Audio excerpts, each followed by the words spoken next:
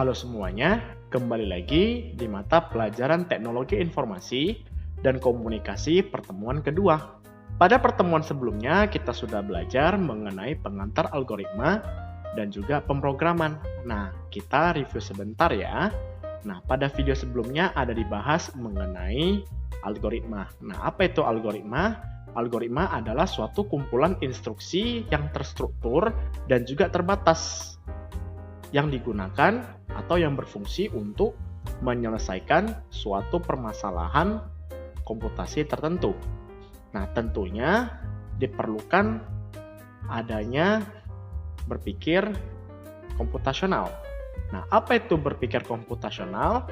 Nah, berpikir komputasional itu adalah keahlian yang dibutuhkan untuk membuat algoritma atau kerangka berpikir yang tujuannya itu adalah untuk menyelesaikan permasalahan yang ada secara efektif dan efisien. Ya, nah, seharap kamu masih ingat ya tentang pembelajaran pada pertemuan sebelumnya. Nah, di pertemuan kali ini kita akan belajar mengenai diagram alir. Nah, tujuan kamu belajar diagram alir ini yaitu agar kamu memahami simbol diagram alir beserta maknanya dan juga kamu mampu membuat diagram alir sederhana. Ya, langsung saja kita ke materinya, yaitu diagram alir. Nah, apa itu diagram alir?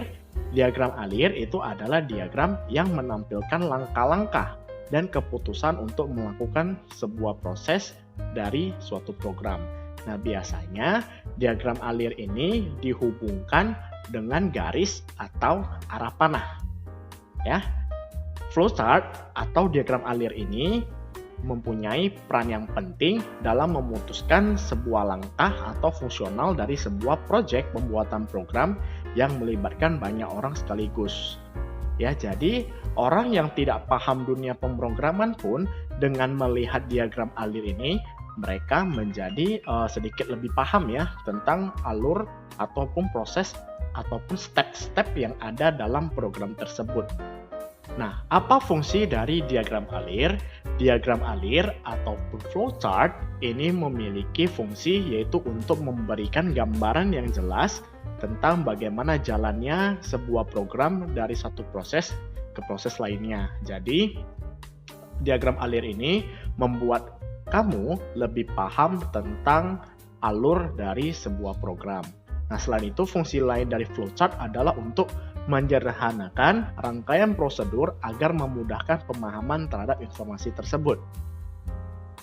Nah, berikut ini adalah jenis-jenis dari diagram alir atau flowchart ya. Flowchart yang pertama itu yaitu mengenai flowchart dokumen atau paper flowchart. Nah, contoh gambarnya bisa kamu lihat seperti berikut ini ya.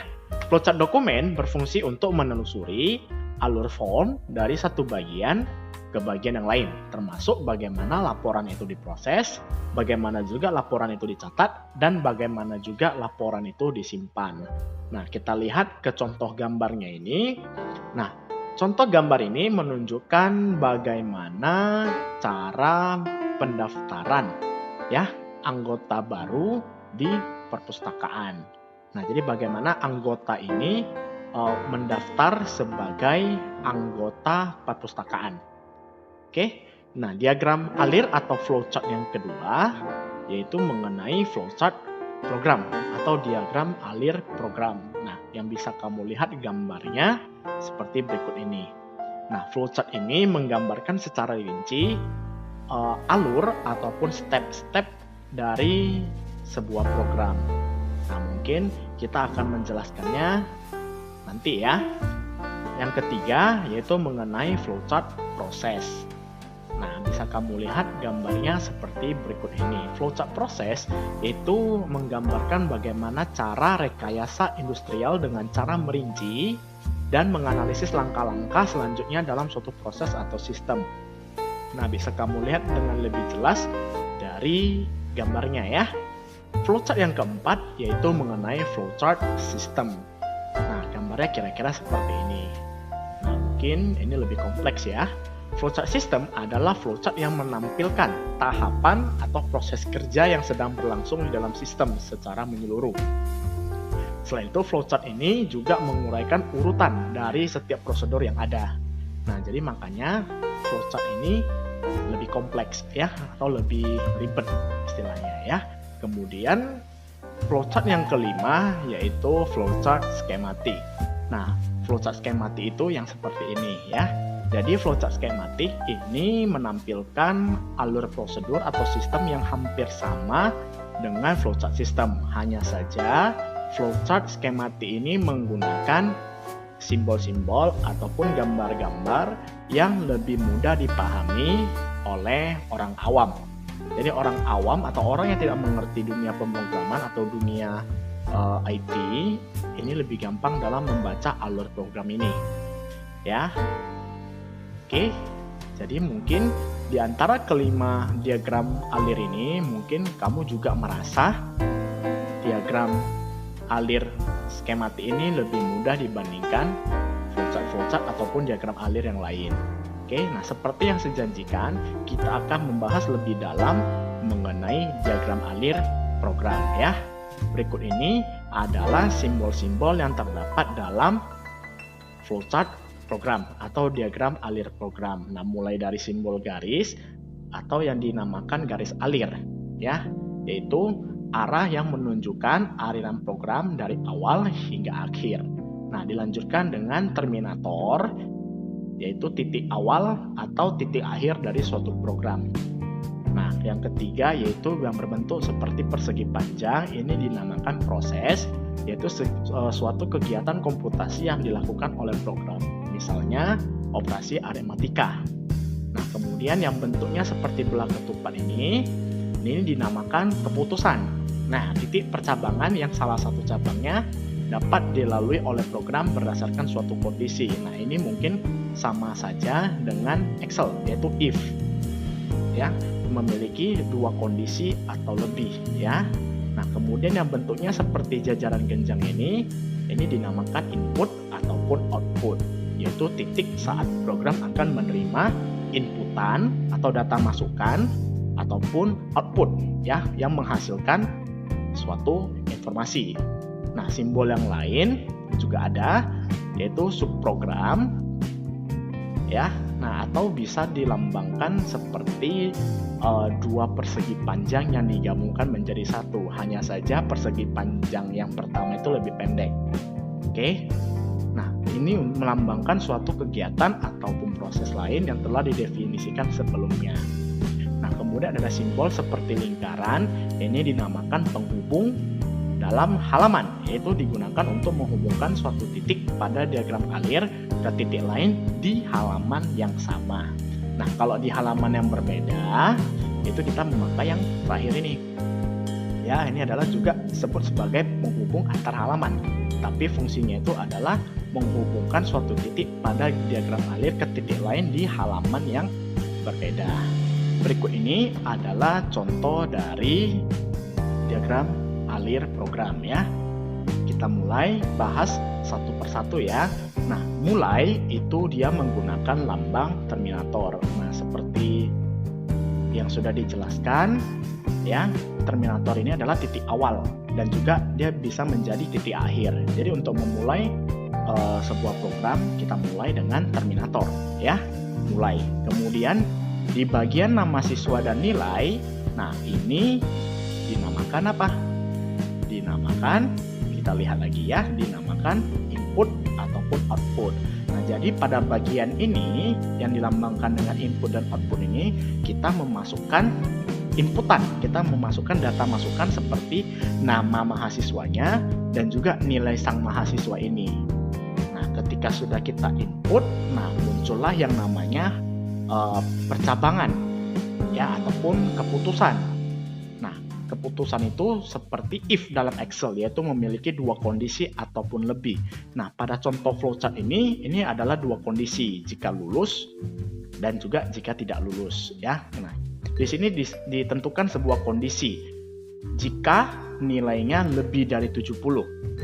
Nah, kalau nilainya lebih dari 70, maka kita ikutin alur yang ini. Jika nilainya itu di bawah 70, maka kita akan mengikuti alur yang ini. Nah, kita akan menjelaskan lebih lanjut jika nilainya itu lebih dari 70. Nah, jika kondisinya terpenuhi, maka iya, betul kan? Nah, jika iya, maka akan diproses bahwasannya keterangannya ini lulus. Nah, ketika sudah diproses, dia akan langsung jalan ke sini, yaitu bagian outputnya. Ya, jadi akan ditampilkan bahwasannya nama mahasiswa ini dengan nilai ini dan keterangannya adalah lulus. Kemudian jika sudah hasil outputnya muncul, ya, maka akan diarahkan lagi ke terminator, yaitu selesai. Ya. Nah, bagaimana kalau kondisinya itu tidak terpenuhi atau kondisinya salah ataupun nilainya itu di bawah 70? Nah, maka kita mulai terminator input. Nah, misalkan si Benny, masukkan inputan Benny, nilainya 60. Nah, kemudian sampailah di percabangan, ya. Sampailah di keputusan. Nah, jika nilainya di bawah 70, seperti kasih contoh tadi 60, maka dia akan lanjut ke alur yang ini. Nah, muncullah diproses, maka muncul tidak lulus. Nah, ketika tidak lulus, maka muncul outputnya. Benny 60 dan muncul keterangan tidak lulus. Kemudian akan lanjut lagi ke bagian yang terakhir, yaitu bagian selesai dengan terminator. Oke, nah mungkin ini contoh diagram alir program yang sederhana. Nah, bagaimana kalau contoh yang ini? Nah, mungkin kamu juga udah bisa mengerti ya. Ini adalah contoh flowchart bagaimana cara menyalakan komputer. Nah, kita mulai dari terminator. Nah, ini adalah mulai. Oke. Ini juga terminator. Ini juga terminator. Ini juga terminator. Ya, di sini adalah keputusan, keputusan, keputusan. Nah, ini adalah proses, proses, proses. Nah, cara bacanya bagaimana? Flowchart menyalakan komputer. Nah, kita mulai dulu dengan tombol on. Lalu muncul keputusan. Apakah komputer nyala? Jika nyala, berarti kita ikut alur yang ini. Jika tidak nyala, maka kita ikut alur yang ini. Nah, seanggap nyala lah ya. Apakah komputer nyala? Iya. Jika iya, nah muncul keputusan lagi. Keputusannya apa? Apakah muncul pesan error? Nah, jika iya, maka kita lanjut ke sini. Jika tidak, dia akan lompat langsung ke sini. Gitu. Apakah muncul pesan error? Jika tidak muncul pesan error, berarti komputernya bisa langsung digunakan. Nah, kalau muncul pesan error bagaimana? Itu lakukanlah troubleshooting. Ya. Nah, kita ubah kondisi yang lain ya. Pencet tombol on. Apakah komputer nyala? Tidak. Maka kita lanjut alur yang ini. Alur yang tidak. Nah, ketika kita lanjut ke alur yang tidak, muncul lagi keputusan. Apakah lampu indikatornya nyala? Jika iya, ada juga jika tidak. Nah, ini juga mempunyai alur yang bercabang. Jika iya, maka pencet tombol on pada monitor. Nah, kalau sudah kita pencet, apakah teratasi? Jika iya, komputer udah bisa digunakan. Jika tidak, bagaimana? Nah, panggil teknisi yang menangani komputer kamu. Ya, begitu juga dengan ini. Apakah indikatornya nyala? Jika tidak, nah kita harus cek sumber listrik. Nah, ketika sudah cek sumber listrik, apakah teratasi? Nah, jika iya, berarti langsung bisa digunakan. Jika tidak, maka kita panggil teknisi. Nah, seperti itulah contoh dari alur flowchart program ya. Untuk tugas kamu pada pertemuan kali ini, yaitu gambarkanlah sebuah flowchart sederhana, temanya bebas. Kenapa saya berikan tema bebas? Nah, saya tidak mau kamu berfokus pada tema tertentu saja. Makanya saya berikan tema bebas supaya kamu bisa berpikir lebih kreatif lagi. Nah, saya kasih clue deh ya. Mungkin kamu bisa membuat flowchart tentang bagaimana cara menyalakan mesin sepeda motor ataupun menyalakan mesin mobil. Ataupun kamu juga bisa membuat flowchart bagaimana cara memasak ataupun ataupun bagaimana cara menggoreng telur ataupun yang lain sebagainya. Temanya bebas. Nah, setelah selesai kamu menggambar flowchartnya, ingat untuk menuliskan nama kamu di bagian bawah flowchart yang kamu buat.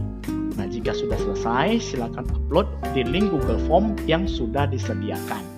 Ya, ingat untuk selalu mengerjakan tugas-tugasmu dan mengumpulkannya dengan tepat waktu. Ingat, usaha kamu pasti ada hasilnya. Usaha kamu tidak akan sia-sia. Semakin rajin kamu mengerjakan tugas, maka ilmu pengetahuan kamu juga bertambah, ya. Sampai jumpa lagi di pertemuan berikutnya. Sampai jumpa.